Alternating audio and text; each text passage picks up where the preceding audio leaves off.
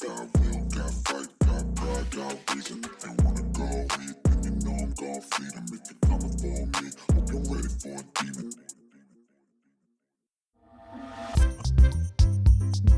It's a good beat.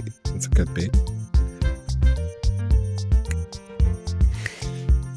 I didn't really set this up for whatever. All right. I'm actually fake lowering the level here. Hey guys, welcome to another edition of Bro-ish, the end of the regular season for Notre Dame football. Two brothers talking Notre Dame football. I'm your host, Mannix, with my brother Clutch. And we need to set the premise that this is post-game Saturday night, 11 p.m. Eastern Standard Time. Very late in the evening, so I'm not going to get loud. Can we get a fart sound effect? I don't think that's going to work. Nothing's working as far as playing audio. Playing back media. Yeah, I'll try. I'll just do my own then. Oh, yep. There you go. That summed it up. Sam Hartman. He did not start off well, to say the least. Right, Clutch. I mean, throwing off his back foot, he threw into double coverage that first. Well, actually, I'm sorry. Let's back up. Yeah. Let's talk about the nice scramble he had to pick up what was it, 25 yards? Yep. And instead of running out of bounds, which is safe, or sliding or doing whatever. I mean, running out of bounds would be the easiest, but he decided he was going to cut in and try to gain some more yards, and he fumbled, and we lost the ball. So I do have to admit he did have both hands on that ball, but when he he works out with Gurley weights or something, because the guy just reached over and ripped it right out of his hands.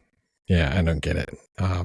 If you watched the Detroit Lions game where Jared Goff fumbled and he was holding the ball out, the dude actually just barely touched the football. It wasn't that bad, but still a fumble nonetheless, and we lost points. But they drew actually a field goal, right, or no? Yeah, I believe so. Field goal, yeah. They were a field goal team. They had 2 touchdowns and 2 field goals, I think. Is that right? So initially, Stanford was playing pretty tough and keeping the score tight. I mean, they would score, Notre Dame scored, go back and forth a little bit, and finally Notre Dame just kind of took off. But getting back to Hartman, I mean, talk about that pass that he threw into double coverage. Again, off his back foot. I mean, I'm not a quarterback's coach, so I mean, Clutch, why do you think throwing off the back foot is ridiculous? Because you've done too many. You've wadded paper up too much and done fadeaways in the classroom to the trash can. That's the only thing I can think of. What do you do when you do the trash can? You don't drill it. You do this, right? And that's exactly what he's doing every time. It's like he's playing Thanksgiving football out there with his brother or something. Jump ball. It's a jump ball situation. Yeah. You just kind of it's almost like a mini Hail Mary, right? Mm-hmm. A mini Hail Mary, and then it's just, especially when it's a little bit more difficult though, when you have 2 defenders. So it's 2 against 1. And you put the receiver in, and I mean, unless it's like some superstar receiver, like today when I was watching the Michigan game and Ohio State's Marvin Harrison Jr., that dude could go up in double coverage and grab the ball. But I mean, he's a playmaker. So I don't know. I'm kind of glad he's gone. I mean, hopefully, who knows if he's going to play in the bowl game?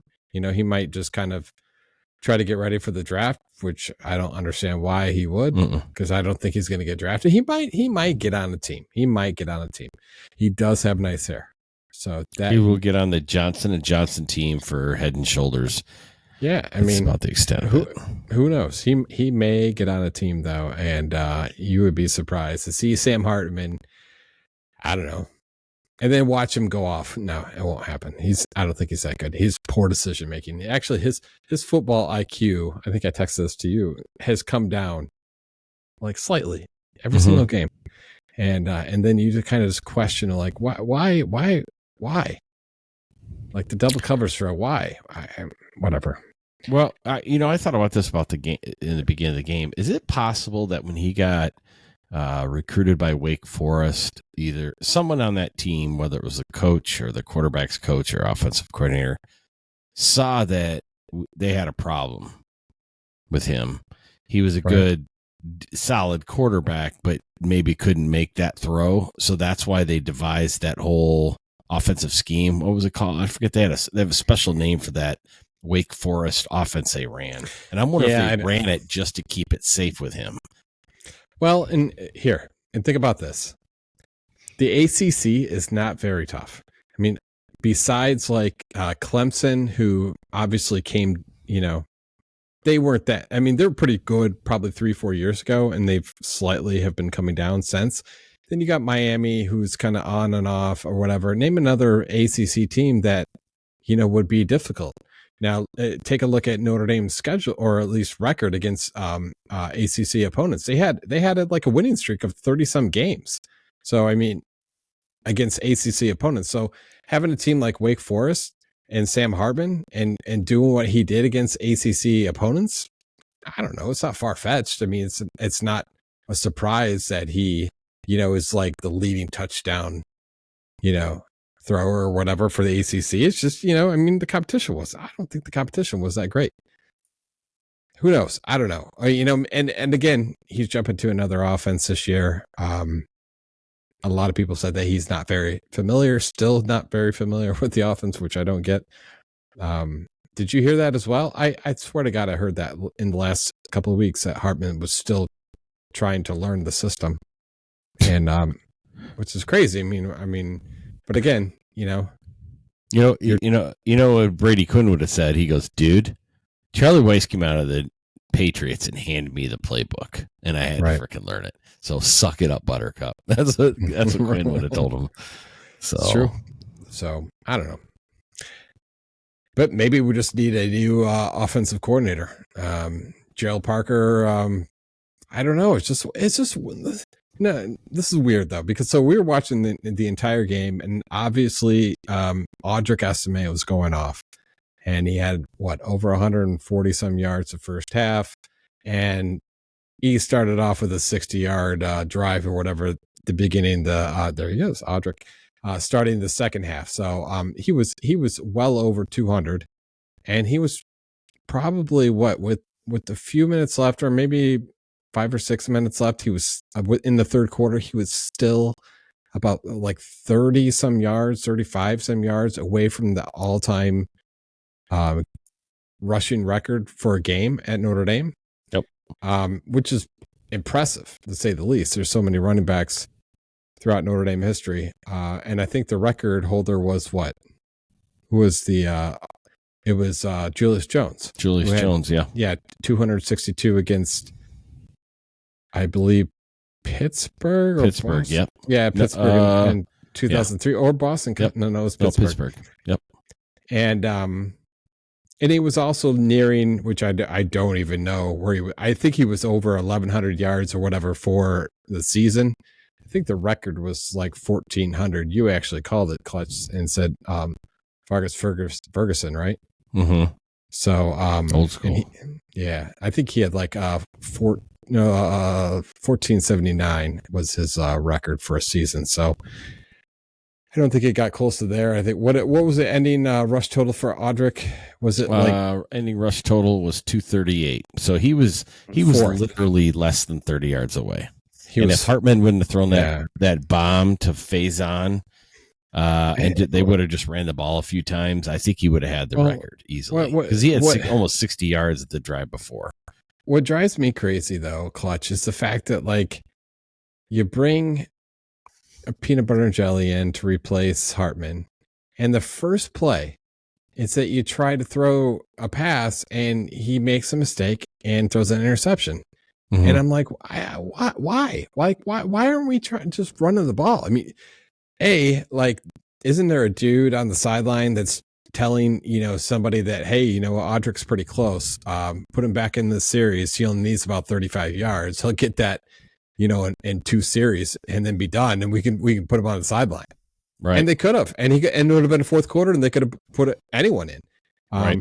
But no one was paying attention, I guess, and they decided, hey, just going to throw the ball on my first play of the game as a backup quarterback, and I throw an interception. So, and you said it was PB&J's first interception of the year. Poor guy. Yeah. So. Yeah, and then the next series he came in, they just ran the ball out of it. I think it was mostly Payne running the ball, I think. Right. And I thought maybe they'd come down and score there at the end. I don't know if you were watching that, but they got down about the 20-yard line, and then the time was up, so they took a knee. And I was like, jeez. I wanted them to break 60 so bad. But yeah, and that might be Audric's last game. I don't think he's probably going to play in the bowl game if he's going to go, at least he's going to try to see, where his status is in the NFL draft. So, right. You had mentioned last week that there was a tweet out there that said something about, the fact that he can make more money in NIL coming back for his senior year than he could as rookie year for for the NFL. I don't know if that's true. I don't know. What do you think he is? A top 15 pick, Clutch? I don't know. Is he top 20? From Notre Dame? 20? Probably not. No, he'll drop far, I think. So what do you think it's going to be? I would say somewhere around second round, maybe. Yeah. But who knows? I mean, again, somebody's going to look at Audric Estime and think, a lot of people have already said it, Jerome Bettis, like a workhorse running back. Like they always say this, generational. Is it generational? Is he one of, No, I probably not. I would say generational is like crazy good, and I don't think he's crazy good, but he's definitely, a damn big running back, and it can grind those legs. They said here multiple times, he just has a knack of squaring his shoulders and just he keeps pushing like a bulldozer. So, right. I think second round, he'll get picked up by somebody. Running backs are hard now because they, hard to come by in terms of, I shouldn't say hard to come by. Running backs in the NFL right now are not the hot commodity like they were back in the day. It's all about throwing the ball and slinging the ball. So it's wide receivers, tight ends, high end tight ends like Michael Mayer. And I think that somebody will pick him up, but I think he'll be a grinder, kind of like Montgomery from the Lions, how he was with the Bears as well. The only difference is, though, I think Estime is a little bit better about seeing a hole. Instead, like Montgomery, although he's doing great with the Lions, I remember him with the Bears. He would run into a blockade of players and just run straight into him and not care, because that's what the play was. He wouldn't try to, oh my gosh, I see an opening off to the right or left. Right. So I've never been a fan of Montgomery, but he seems to be panning out a little bit in Detroit. So I think Estime will be similar, grinder up the middle, and then when he does get a hole, I think he's gonna have a better knack because of the squaring up that we heard a lot about tonight, and that he'll be able to, be a little bit more productive than like Montgomery is right now. So right, I mean, and you mentioned it. It's a good point. Is that these guys for the Pac-12 network or whatever? There were some pretty quality guys. Actually, pretty fun, listening to them. One of the guys, I think it was the color analyst, you said it was an old-time Notre Dame graduate. Robinson. The other guy was pretty good. Yeah, regardless of enthusiasm, sometimes they weren't the greatest or whatever. But like as far as like kind of balance and and not jocking one end, just one team or whatever. So I thought it was good. But they mentioned this squaring up that Audric was doing. And if you notice that, like on the snap, before he even handed the ball, he does like a little back step jump, like a little like it's and they're saying it's a very good way to kind of like position yourself, square yourself up, and get ready to run where you're going to run. I think it's a really good. It does. It sets him, and he's able to kind of like pick an alley and go with it. I want to go back to the color commentators a little bit, because here in this case we had one wide receiver from Stanford and one ex Notre Dame radio broadcaster. He was radio broadcasting major or something like Notre Dame. So two different guys, two different generations. The Notre Dame guy was older. The other guy went to school. I think he was a roommate, they said, with Larry Fitzgerald. So what I just, as I sit here and look at this, we've got, for Notre Dame's broadcast on NBC, we've got Collinsworth, who's a Notre Dame guy, and we got Ned Flanders, who has no ties at all to Notre Dame. He's just trying to get his foot in the door at NBC. And I think that's what the problem is that NBC, you've mentioned this before, NBC doesn't care. They've signed a contract, and they're using that as a stepping stone to train people into the NFL broadcast. And I think that's really shitty because there's no ownership from the color commentators. They don't feel like they own either team or the broadcast. And so Collinsworth is too chicken shit to be a homer because he's afraid he'll get 86th because he's young. And Ned Flanders could give two shits because he's a Texas boy and all he cares about is the freaking Cowboys still. So no, so I totally agree. What NBC does with Notre Dame, it's like it's a contract that we don't really give a shit about. Okay, it's close to Chicago, so they have a lot of production resources. So they, put a jib in there, put a nice like cable cam or whatever, and we'll do it up. But when it comes to play-by-play or color, no. We'll give them a little flavor with Tirico, but Tirico was just making a transition into NBC anyways from ESPN. So they're like, okay, listen, Tirico, you want this job? You want this Sunday night job or whatever, NFL? You got to do Notre Dame's home games. And he's like, fuck, dude. So, all right. I don't know where you're going with the rest of the show, but I'm going to throw this in here now because I'm sure it's something you should probably touch on. Hey, it's the end of the season, so anything goes tonight. We're still going to do this. Who do you think they're going to play in the bowl game? I'm going to pull up right now the rankings current as of the wins losses this weekend. All right, see, you're doing me a favor. I can't see a damn thing on your on the screen here, so you're going to have to tell me what I'm looking at. You can't see because it's too far, isn't it? No, it's just to the quality because Riverside's, it's the return video is not great.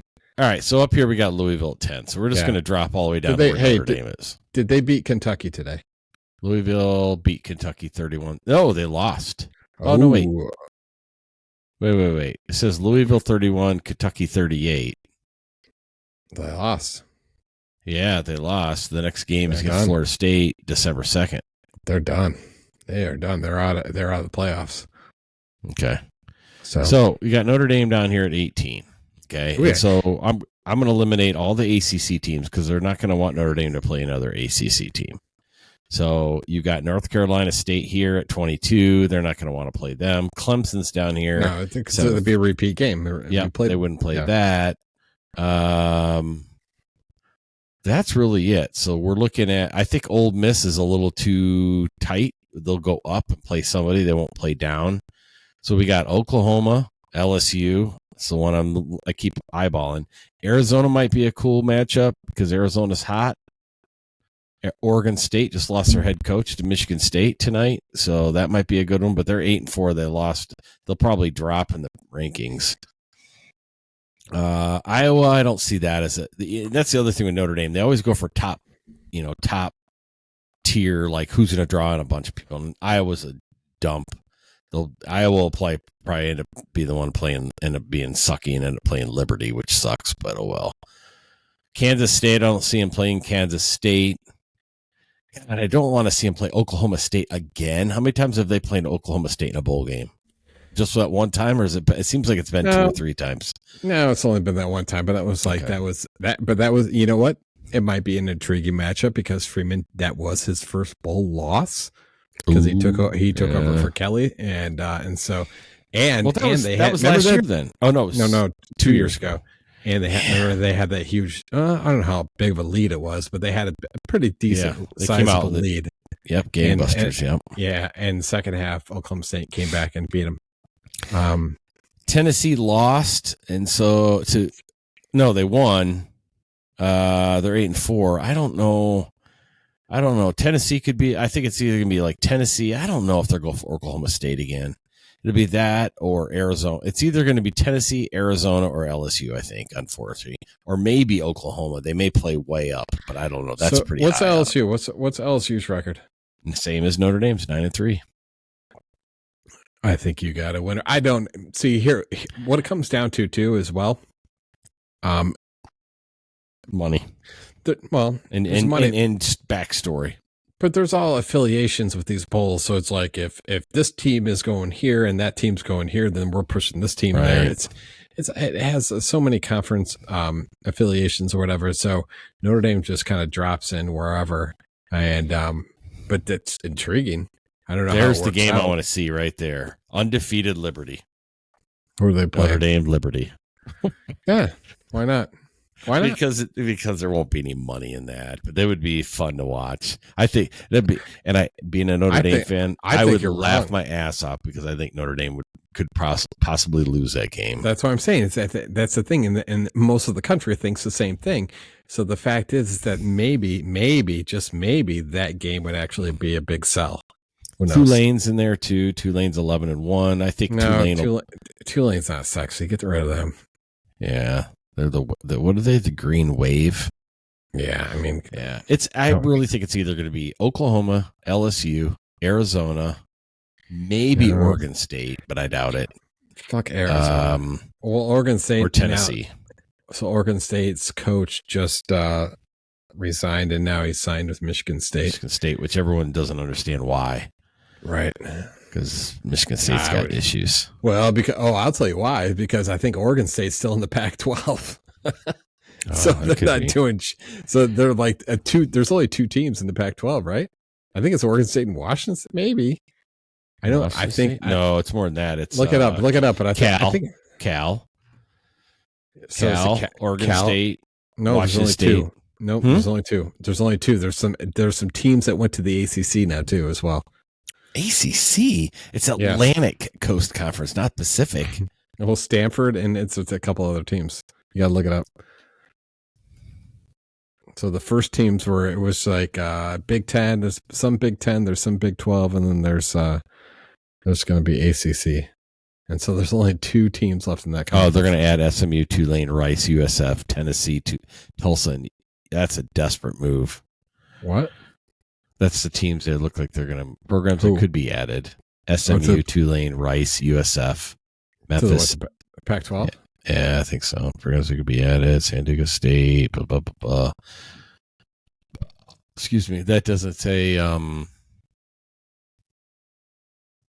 if you can, I don't know if you can get a bunch of teams that kind of have that Cinderella type of feel to it. Who knows? Might be able to make a Cinderella conference. Yeah, I don't know. Washington State, Oregon State, keeping the Pac-10. I swear Cal was in there too. No, and one of the Arizonas maybe. I don't know. So, what do you think about Notre Dame's season this year? Obviously, at the end of the regular season, are you disappointed? Oh yeah, big time. I think Hartman was a train. He came on board, came down the tracks, and we were like, yeah, this train's moving. And then some knucklehead kid put a stack of like 50 quarters on the railroad tracks, and it was like a slow derailment over the past like 5-6 games, something like that. When did they lose the first big game? Is that the Louisville game? Maybe they weren't expecting to. Ohio State was probably a wash. We thought maybe they would lose that one, but that was a game that could have went either. It went either way. Right. I mean, that interception, they should have had an interception in the game. Whatever. Right. And it's like that's not a big deal. But then Louisville, everyone was like, "What?" And then Clemson going to that, like, "Oh, we're going to win that." Nope, they lost that one. And it's just just watching him play, he's not good. I mean, he throws. Sometimes he throws the perfect ball, and sometimes he doesn't throw. I don't know if he's waiting too long to throw it, and then he tries to push it. I don't know what it is, but the really light on the whole situation was last week in that game where Peanut Butter Jelly came in for mop up time, and he threw that pass in the right corner of the end zone that looked like he dropped it in the breadbasket. And I was like, yep, I haven't seen Hartman do that at all. So I wasn't that impressed. I was so excited going in, but now I'm like, get his ass out of here. Let him go sell shampoo, and let's move on. So No, and again, it's hard for a quarterback. It is hard for a transfer portal quarterback or anything transfer coming in to play one season and try to win the team, which you know what a lot of people say he did. Win the team over, and I think he was a captain. And but and then you got to start to gel with your receivers, and that's the biggest thing, because if you're not gelling with your receivers, then it's going to be a long season, and it kind of was. I mean, you could see that he couldn't find. He did have what's his name, Mitchell, the tight end that he liked to go to. Can you remember another receiver that he was, that he didn't? I mean, he did kind of work his progressions here and there. He did, I think, glue his eyes onto a couple of receivers a few times. But can you name another receiver that he looked at? Time and time again, what happened to Jaden? What happened to Jaden Thomas? Completely disappeared throughout the. I don't know, the whole half of the season. But he's not getting on the field. That's not Hartman. No, but he was last year. He's a senior, so when he was a junior, he got him. I think he was a lead receiver. That dude was like good, and he came into this year with high hopes. And then I don't know if he was hurt, but I did not see him at the end of the last 6 games do shit. That's and then Tyree's transformation to a receiver. He got a couple of great catches tonight, right on the on the sideline with a little a couple toe steps. But again, he's done. He's gone. Who do we have other than these young guys, Tobias and Merriweather, who hasn't really been exposed at all? There needs to be better development, I guess. Yeah. So, we do have a top 5 receiver coming in next year, Cam something or other. Why can't I think of his name? I can't. Can you look that up? 2024. Nope. Receiver, top 5 receiver. It's Cam something or other. That's his name, Cam something or other. But I've also got the list of current players and the quarterbacks in the transfer portal. CJ Carr, Cam Williams, Glenn Bard, South Illinois, from Glen Ellen, Illinois, wide receiver, yes. 6'2", 194 star. Yeah, so same basically 96 rating as CJ Carr. So he's a 5-star receiver coming in next year, so that's going to help us out. 4. 4? Oh, 4-star player.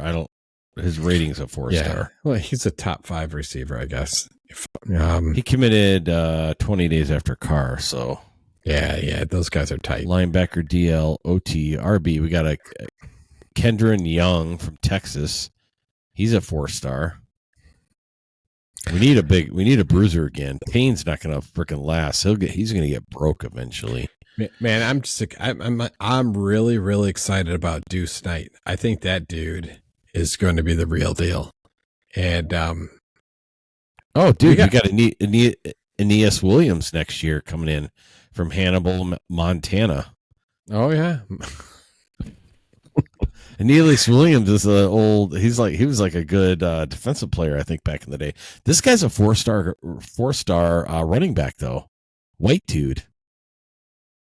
M.O. Is that Montana? M.O. Is that Missouri? No, it's Missouri. Montana's Is MT. it Missouri? Yeah, Montana's MT. Okay, Missouri then. Aeneas Williams, 4-star, 90 rating running back. St. Louis? Hannibal, Missouri. I don't think that's Missouri. M.O.'s Missouri. You sure? Yep. M.I. is in Michigan. Well, thanks for helping me out since it's our home. Well, then what would it be? It would be M.I., M.O., or M.T. Not M.T. because that's Montana. And Mississippi right. is Missouri. M.S. Missouri is a wacky one. Okay, so we've got a bunch of running backs. We've got Kendron Young from Texas. He's a 93 rating. Wow. We got more wide receivers too. Micah Gilbert, 90 rating from Charlotte, North Carolina. We had Neelius Williams, running back, 90 rating.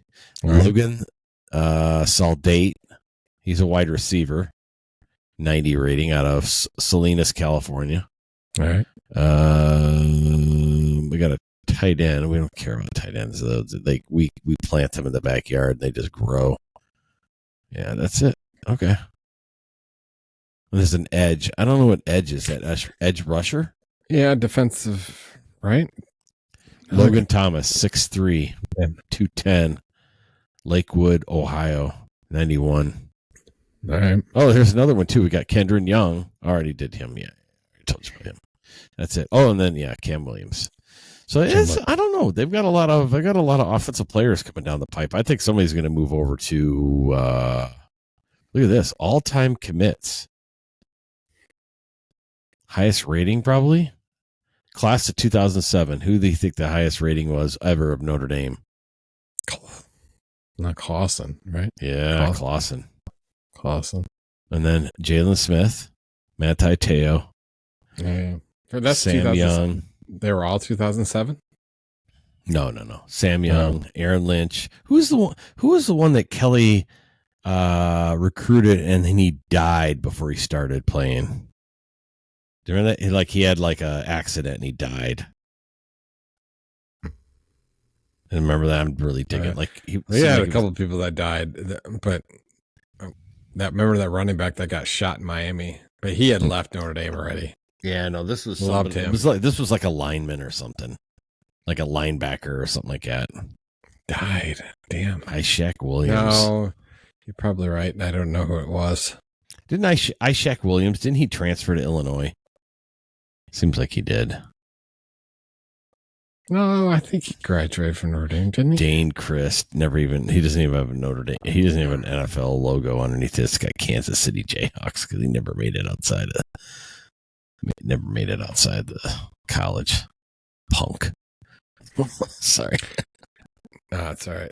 So what was the final score tonight? 56 to 24, I think. 24? Yeah, I think so.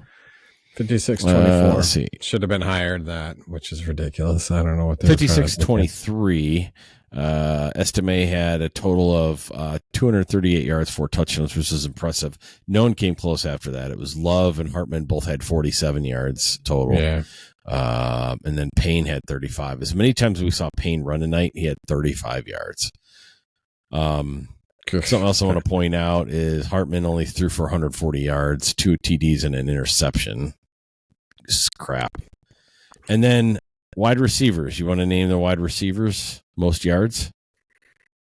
Wide receiver. Hold on. Don't look. Don't cheat. No. I'm not. I can't. I don't have any. I don't even have a way to look. I would say Tyree probably had the most. Tyree had the second most, almost half as much as the number one receiver. So I'm gonna have to go Greathouse. Greathouse had the fourth most. Oh shoot! Greathouse had 1 reception. The one we saw, 15 yards, 1 reception, touchdown. Don't do it. Oh, Rico Flores. Nope, I knew you were going to go there. Rico Flores had the least amount, 1 reception, 5 yards. You're going the wrong way. I did not watch this game at all tonight, did I? I did not see it. I don't know if I could have. I would have probably said Flores as well. Was it Eli Reedon or whatever, or the tight end? No, you're missing somebody. Come on, lacrosse boy. Faison had 3 receptions. He had the most catch. He had 3 receptions, the most receptions. 3. Yeah. Really? 66 yards. His average was 22 yards long, 45. He had 1 touchdown. I totally forgot that. What was that bomb? That bomb was probably about a good 40, 50 yards, right? Yeah. Tyree had 38 yards for 2 receptions, which is just ridiculous. It's so fucking sad. It's so sad. These guys, I feel so sorry for guys like Tobias Merriweather. Chris Tyree, not really, because I think he's a versatile. He can go either way, running back, or receiver, or whatever. So I think he'll go in the NFL and He might produce some. They need a some slinger. runs. They need somebody that can that slings the ball. They need somebody like a but who, like a but Clausen again, or some Carr. Well, I mean, maybe it's CJ Carr. Maybe it's Minchie. Maybe it's we have no idea because we haven't seen Minchie. And we really haven't seen PB&J in real time situations. I mean, it's really crappy pickup shit. All right, let's talk real quick while you're talking about that. Then let's talk about who's in the transfer portal right now, because you talked a couple episodes ago about the quarterback from Duke, right? Yeah. So they're Leonard Riley. He is not in the transfer portal at this point. Yeah. So we got Gavin Rupp. He was a quarterback, 2-star quarterback from Rutgers. You got to remember, some of these guys will actually probably announce after the bowl game. So sure. This is who's announced before. This is who's announced this year. So Rupp announced. He basically said, "Fuck it, I'm not starting. I'm going transfer." So September 14th is the first transfer portal announcement by Gavin Rupp, Rutgers. Next guy. All the rest of these were all November announcements. Spencer Petras from Iowa. Yeah. Okay. Then we got Joey Yellen from Hawaii. Mm-hmm. Both of those guys were 3 stars. Tyler Show from Texas Tech. So he must be the backup, I'm guessing. He's a 3-star as well. Then Matthew Sluka. All right. From where the fuck is this guy? Holy Cross. Who gives a shit? 3 stars still though, but Jesus. And then Max, there's only 2 more left, so we're getting in here. Max Brosmer. He's from New Hampshire. Yep. He's a 0-star quarterback. He has no stars, no NA. And then the last one right here, the one I was telling you about tonight. Yeah. Will Rogers from Mississippi State, 4-star quarterback. So, I don't know what his stats are. 6'2", 215. He's a 91 rating. Interesting. As a transfer, he's the number 1 quarterback, 2nd overall. As a prospect, I don't know what that stuff means. I want to say he's got a lot of, I don't know what year he is. He's got a lot of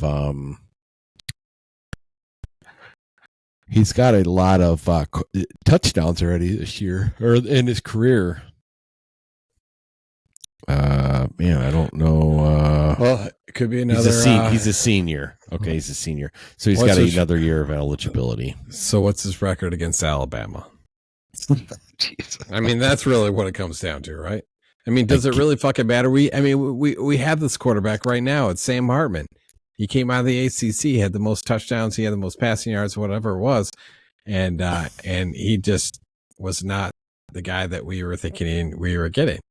I mean, He just didn't. He played well against lower level competition, and he couldn't meet any other expectation. And you actually saw his flaws against lower level teams down the road. And I don't know. I mean, look, he looked like a nice guy. I'm sure the team loved him, and I'm glad we had him, because I don't think we would have been great anyways without a decent quarterback, and we didn't have anybody under that other than PB&J. So what are you going to do? Looking beyond that, I think that, our quarterback situation now is going to be, I think we're coming of age here. And, we got PB&J, we got, Minchie, we have, CJ Carr, we have Deuce Knight, all these guys in the works in the next 2 or 3 years. This year coming up with CJ Carr coming in right now. And then, Marcus Freeman's, he's pulling in more quarterbacks. So, I don't think we're going to be hurting anytime soon with quarterbacks. And we got guys that want to come here and play. Like I said before, in a few podcasts back, was, Deuce Knight really wants to be Notre Dame and is really 100% in. A lot of these guys, they'll select a college or whatever team or whatever. It might be an NIL thing. It might just be whatever. because it's an SEC or, Alabama or something, or, big time competition. But a lot of these guys are, they got their heads on their shoulders, and they want the academic part of it. And they want the prestige of going to a school like Notre Dame. And, they're not too bad as far as like producing NFL talent. Right. Just saying. So, Right. They just played Ole Miss, and he went 25 of 39, 207 yards, no touchdowns, no interceptions though either. Yeah, this guy's just flat out. I played at Mississippi again. How did he do against Alabama? Another chucker. I mean, I'm digging on the website. I got to dig. I got to figure out their. You got to pull the number one team in the SEC and figure it out. And Florida State's pretty good too. So see how he did against Florida State. Yeah, I'm trying to find the website I'm on here is not doing very good in terms of displaying their each game. All right, here's his specific stats throughout the year. So it started off. Let's see, yards 227. Ooh, look at this. South Carolina, although they lost 37-30. He threw for 487 yards, 1 touchdown, 1 interception. He's not a big touchdown thrower sometimes. 3. A lot of yards, no touchdowns. That's really disappointing to me. Did he play Western Michigan or West? I'm assuming he played Western Michigan. I'm assuming his running back had 5 TDs that game. They played Alabama, lost 40-17. He threw 107 yards, 1 touchdown, 3 interceptions. Yeah, so this guy, I don't know. I don't think he's. Although, who's coaching at Mississippi State? It might be. I don't know who the coach is. It's some chump probably. It's not. I get it confused with Ole Miss. Ole Miss is where the old USC offensive coordinator is. Lane Staley? Tosh.0 or whatever his name is. I call him Lane Staley. Lane Staley? Who's it? It's in Lane Kiffin. Lane Kiffin, yeah. Lane Kiffin. Yeah. It's I always call him Tosh.0. So it looks like Tosh, whatever Tosh's fucking name is. Yeah, they're not very good. They beat Southeast Louisiana. They beat Arizona. They beat Western Michigan, and they beat University of Southern Mississippi. So that is USW. Yep, Southern Miss. So their record is 5-6 right now, and he's everybody out of the state of Mississippi. So yeah, that might not be a good pickup. I don't know if they want to pick somebody up. They got Carr coming in. They got 3 quarterbacks. Light them all up. Give them all a green light to play, and just do it. Let it go. It might be advantageous not to use the transfer portal for such specialized skill athletes, wide receivers, running back, quarterback. I mean, unless you find a gem. Who have you seen in the transfer portal has turned out to be like what's his face, the now Denver Broncos quarterback? He used to be the Seattle Supersonics. Jesus. Seattle Seahawks quarterback. He was the Wisconsin and South Carolina quarterback. Russell Wilson. No one's held a team. I mean, and Russell didn't like light it up at Wisconsin when after he transferred, but he held that team pretty good. I mean, it may be advantageous not to touch on these skill athletes and rather go for like these, linebackers, offensive linemen, shit like that.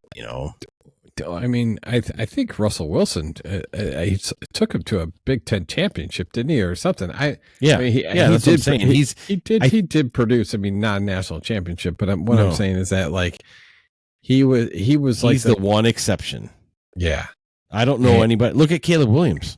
I mean, transfer portal kind of following his old coach, but He's kind of sucking this year. Okay. LSU quarterback, actually, Jaden, whatever his name is. That's probably one of them right there. Yep. Oh, here's another one. Because he came from Arizona State. Burrow's a transfer out of Ohio State down to LSU. Yes. So there are some. I mean, you can get lucky, but it's almost like you're gambling. I just don't know. Well, when your program doesn't have a quarterback to begin with, you get desperate. You get really desperate. Well, if you don't play the motherfucker, how do you know you don't have a quarterback? All right. Well, play peanut butter and jelly. I mean, Jesus. That's what we keep doing. Touchdown, Jesus. We got Jack Cohn. We got Hartman. Now we're thinking about another transfer, and it's like, geez, yeah. I mean, you need to put the feet to the fire here and let these guys play. But I don't know. Maybe they will, see something in CJ Carr coming in. Who knows? I doubt it. I doubt you're going to see something out of CJ Carr in the first year. But as far as Deuce Knight, I think that guy's got real potential to really kind of make some noise when he starts fall camp. Who the fuck's Deuce Knight? Deuce Knight. He is a 2025. Oh, he's 25, commit. Not 24. Yeah, so we got another year before we see him. And then, which is intriguing too, is we didn't really talk about Dante Moore might be entering the transfer portal. Looks like Chip Kelly might be fired as the UCLA football coach if he hasn't been already. I don't know. I want to check the wire on that one. Deuce Knight is not the number one commit in 2025 with Notre Dame, right? Did you know that? No, the number one overall commit, like the highest rated. Like no, I didn't. I didn't think so. I think Deuce Knight was a 4-star. He is a 4-star, but there's somebody rated above him. Yeah, I don't know who he is. Tight end, James Flanagan. Oh, damn! Sounds like another Notre Dame player that would have played a couple years ago. Well, it sounds like a guy that played in the 80s. Flanagan. Yeah. Tight end, 90, rated the same amount, 91. 4 stars is Deuce Knight. Right, see, after that, you got CJ May coming in that year. He's an athlete. 6'4", 225 athlete. God damn. Well, what else we got to talk about in this podcast? We've gone over the limit. It's the last podcast for the football season. We're going to keep doing this for basketball, and we got to lead up until the bowl game anyway. So we'll keep doing them. I think as long as you want to do it, Clutch. I think it's try to grow this podcast a little bit, and so we're going to talk Notre Dame football. We'll probably talk about Notre Dame football all year round. I mean, there's always something that's going on with Notre Dame football. So Notre Dame's basketball team plays South Carolina at home. No, I'm sorry, at South Carolina. It'll come Tuesday. Yeah, Tuesday at 7 p.m. Yep. What's the date on that, please? That's the 28th of November. 28th. Yep. And that will be another Notre Dame loss. So just on my crusade. And they got Miami after that, right? Miami's right after that. Oh, that'll be another loss. Play Western Michigan on the 5th. They'll win that. So you don't think they're capable of beating South Carolina? I don't think they're capable of beating anybody that's South in a Carolina's Power 5 unranked. conference. Well, they already have. Oregon or Oklahoma State. They beat them by 2 in overtime. So yes, it's still a Power 5. Still Power 5. No, you're right. I said 10. I went through. Remember, I went through and counted. And when they start ACC play, they will have 5 wins.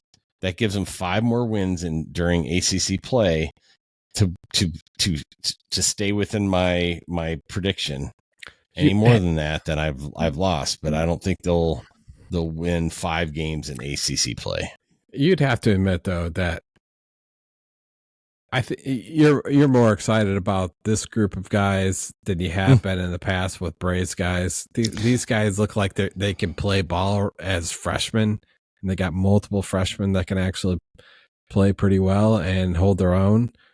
It'll be telling once the ACC play begins. I am the most excited I've ever been for a 10-win basketball team. Yes. And it's mostly because I don't know any of the players other than Arizona and Larry Bird. Right. Because I can't remember his name, Kaczynski or whatever his name is. St. Joe kid.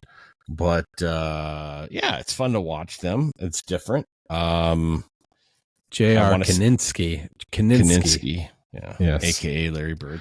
Yeah, I want to see them. I want to see them develop, and it's going to be interesting watching them. But we've already seen a little bit of development between when they played the Auburn game and then when they played the Oklahoma and Maryland game. So we've seen that development already kick in a little bit. I'd like to. I'm hoping by ACC play, maybe. I'm hoping that they've got a little bit more organization rather than hey, Shrewsbury's hot from the corner, so let's all start shooting threes. Yeah, that's right. That's the Bray mentality. Well, and there's everybody likes to shoot threes now, so that we have a 6'10" is a Carrie Booth who loves shooting threes, and you had mentioned you're like, why are you shooting a three? But the dude's got range. It's got range, but you got to prove that you got mid range, you got short range. Got to work those in. Got to work both the mid and short range in.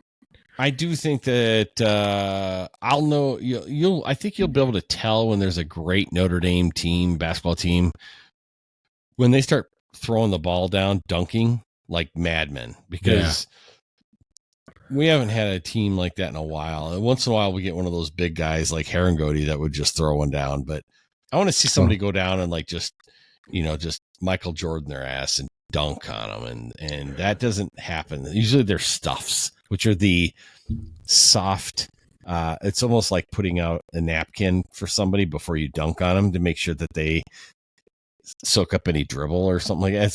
It's like being polite. I don't know how else to describe it, but a dunk is like in your face. A stuff is like, pardon me, I'm going to put this ball through the hoop aggressively, and then stuff happens. You're right. You're absolutely right. And there should be practice. There should be a portion of practice that is geared towards mean, nasty dunks. And if you don't, then you got to run laps. Like no, you're. I want a mean, nasty dunk.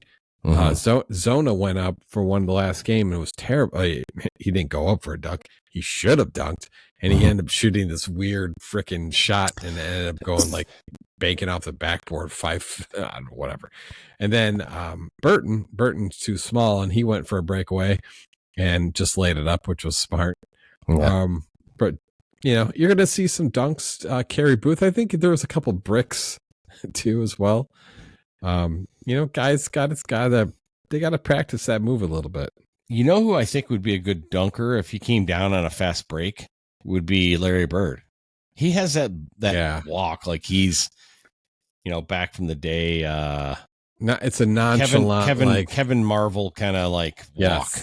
Yes, he has a very nonchalant, he would dunk in and wouldn't be fancy, but that that dude meant it, boom, kind of throw it down, but nonchalantly throw it down. See, I was hoping Burton, when I've seen him play, I'm like, could he throw one down? Kind of God, I just had his name on the tip of my tongue and I lost it. I think he jumped off some Alec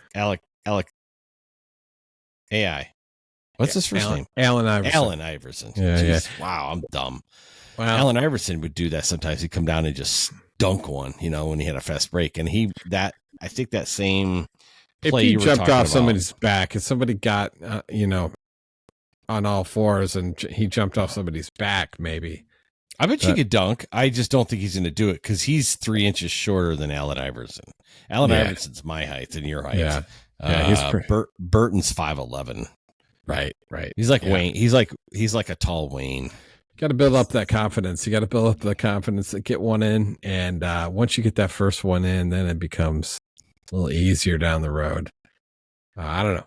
So and Larry Bird's 6'7". He's like Michael Jordan height. Oh yeah.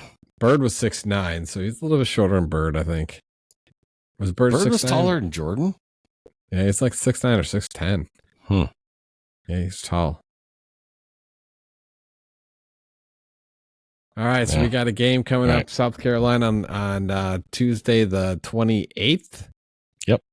Today, by the time this comes out, it'll be a couple days before that. So, go Irish. And as far as football goes, hey, great season. And I'm looking forward to the bowl game. It's always fun to see some guys play that you haven't seen play. And I think that's exactly what we're probably going to see, hopefully, because I don't know if Sam Hartman will be around. I don't know if Audric Estime will be around.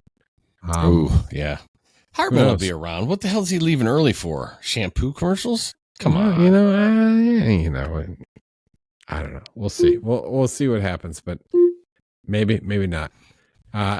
One last Alexa ask if you got it in your clutch. Hey, Alexa, please put any other team other than LSU as a bowl game on my shopping list. Oh, my gosh. Team other than LSU as a bowl game added to shopping list. If that wasn't right, just was that say, on purpose? Alexa, remove that.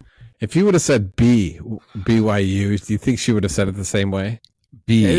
Why? No, do it right now. Do it right now. Ask it, because I think she did it on purpose. I think she did LSU on purpose. She did that on purpose. Oh, what am I doing? Adding it to the shopping list? No, just ask her to say BYU. Hey, Alexa, can you say BYU? The BYU Cougars football team is the college football program representing Brigham Young University in Provo, Utah. Hey, Alexa, can you say LSU? LSU is an abbreviation for Louisiana State University. No, I think so make her say something BYU, because I think she was saying that. The LSU Tigers are the university's athletic team, and they compete in college football. Hey, Alexa, put BYU on my shopping list. BYU. Okay, add it to your shopping list. Fine. Hey, Alexa, remove BYU from my shopping list. I've checked off BYU from your shopping list. Okay, thanks. I'm in my face. Thanks. I appreciate it. Alexa, you dirty bitch. All right. Dude, I watched, it was a replay of a game they were playing the week before, and one of his receivers totally whiffed on a pass. And oh my God, it was old school Brian Kelly. He just catch the fucking ball, and he's just screaming. I'm like, God, this guy. You watch, the NFL is starting to get a little boiling in some places, and if remember I said I predicted ahead of time, if Belichick gets 86th at New England, watch, Kelly will be. I have a feeling Kelly's looming for that job. I don't know if Kraft would hire him. I don't know if that's the right pick, but can you be a mean old man to people that make millions and millions of dollars? Oh, I 100% don't think he'll pan out in the NFL at all. Zero. Yeah. Although here's he's a coach. He knows how to coach. He's like Weiss. I don't know why Weiss never went back really in the NFL. But he's a coach. He's not a recruiter. So that's really what you're looking for. So and he's a weird fucking dude. He's a character. I mean, any guy that gets up in front of thousands of LSU fans and starts talking in Southern, when he's not Southern, he's from fucking Boston. It's just weird. Yeah, but, it's just that's Brian Kelly. It's just he's a fucking odd dude. He's weird because it's contrast. He seems like when he was at Notre Dame, very upstanding, blah blah blah, very proper and everything else. And then all of a sudden he gets down and he's like crawdaddy down in fucking LSU. Crawdaddy, right? And he, whatever. I don't get it. I don't get it. He's playing to the people. That's fine. Whatever. Love you, Brian Kelly.